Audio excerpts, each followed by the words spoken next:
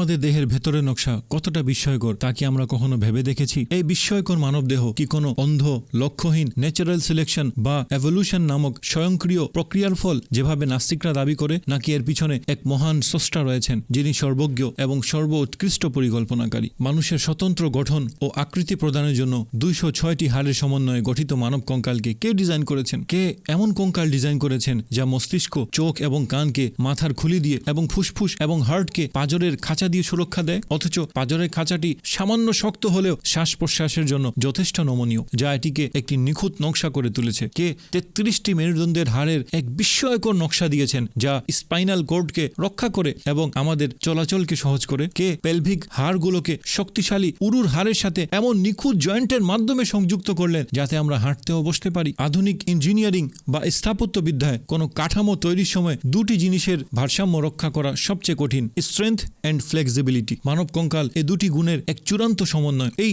নিখুঁত নকশা সম্পর্কে আল্লাহ তাআলা বলেন, লাকাদ খালাকনাল ইনসানা ফি আহসানি তাকওয়িম। আমি মানুষকে সুন্দরতম গঠনে সৃষ্টি করেছি। কঙ্কাল কেবল একটি কাঠামো নয়, এটি একটি কমপ্লিকেটেড জৈবিক উৎপাদন কেন্দ্র এবং গতিশীল ব্যবস্থার ভিত্তি। কে প্রায় 640টি পেশিকে কঙ্কালের সাথে নার্ভাস সিস্টেম ও ভারসাম্যের নিখুঁত ব্যবস্থার সাথে সংযুক্ত করেছেন? কার অত্যাধুনিক ডিজাইনে এই পেশিগুলো সংকুচিত হয়ে হাড়কে টেনে নিয়ে যায়, যার ফলে আমরা হাঁটতে পারি, চলতে পারি এবং কাজ করতে পারি? কে হাড়গুলোকে ধমনী, শিরা এবং স্নায়ুর রক্ত সংবহন ব্যবস্থার সাথে সংযুক্ত করেছেন, যাতে অস্থিমজ্জায় প্রতিদিন প্রায় 500 বিলিয়ন নতুন রক্তকণিকা উৎপন্ন হয়? অস্থিমজ্জার অভ্যন্তরে এই কোষ উৎপাদন প্রক্রিয়া একটি অত্যন্ত নিয়ন্ত্রিত রাসায়নিক কারখানা। প্রতিটি কোষের জেনেটিক তথ্য, তার তৈরির প্রক্রিয়া এবং কখন তা রক্তে প্রবেশ করবে সবই একটি সুনির্দিষ্ট নির্দেশনার অধীনে চলে। অন্ধ মিউটেশন কি লক্ষ লক্ষ বছরেও এমন জটিল, সমন্বিত এবং পুনরুৎপাদনশীল কারখানা তৈরি করতে সক্ষম? কে মানবদেহে এই সমন্বিত এবং অসংখ্য জটিল ব্যবস্থা সৃষ্টি করেছেন? নাস্তিকদের মতে এটা লক্ষ লক্ষ বছরের অন্ধ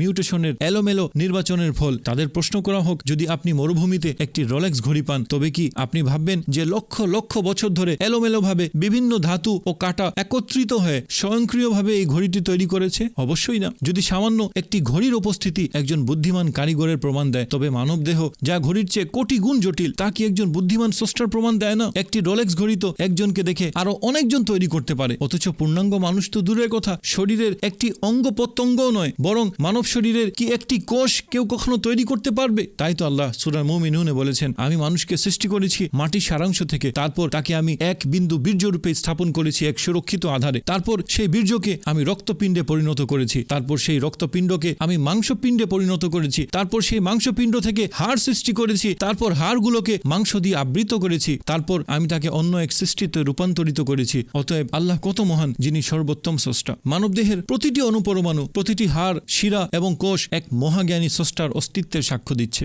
ভাবুন তো একবার, এই দেহ যা আমরা প্রতিদিন ব্যবহার করি, হাঁটতে, হাসতে, কাঁদতে, এর প্রতিটি অংশ কত নিখুঁতভাবে সাজানো। যদি ছোট্ট একটি ভুল হতো, যেমন আমাদের পাঁজরের খাঁচা অতিরিক্ত শক্ত হলে শ্বাস নেওয়া আমাদের জন্য অসম্ভব হয়ে যেত, অথবা মেরুদণ্ডের হাড়গুলো সামান্য অসমতল হলে আমরা পঙ্গু হয়ে যেতাম। এই সব কিছুকে যদি এভলিউশন এর খেলা বলা হয়, তাহলে লজিক্যালি এটা অসম্ভব, কারণ অন্ধ মিউটেশন কখনো এমন সমন্বিত জটিলতা তৈরি করতে পারে না যা বিজ্ঞানীরা আজও পুরোপুরি অনুকরণ করতে ব্যর্থ। মহাবিশ্বের শৃঙ্খলা, পরমাণুর সুনির্দিষ্ট নিয়ম থেকে গ্যালাক্সির ঘূর্ণন পর্যন্ত, এগুলো কি স্বয়ংক্রিয়ভাবে সৃষ্টি হয়েছে? না, বরং এগুলো একটি মহা বুদ্ধিমান স্রষ্টার পরিকল্পনা, যিনি সবকিছুকে ভারসাম্যপূর্ণ করে তুলছেন। এখনো যদি কেউ আমরা জানি না বলে চোখ বন্ধ করে রাখে, তাহলে সেটা শুধু অজ্ঞতা নয়, বরং হৃদয়ের অন্ধত্ব, যা দিনের আলোয় সূর্যকে অস্বীকার করার মতো। ভাবুন, এই দেহের মালিক যদি না থাকেন, তাহলে আমাদের জীবনের উদ্দেশ্য কি? কেন আমরা এতটা বিস্ময়কর ভাবে সৃষ্ট? এই প্রশ্নগুলোর উত্তর খুঁজতে গেলে হৃদয় কাঁপবে, চোখ ভিজবে, কারণ সত্যটা এতটাই স্পষ্ট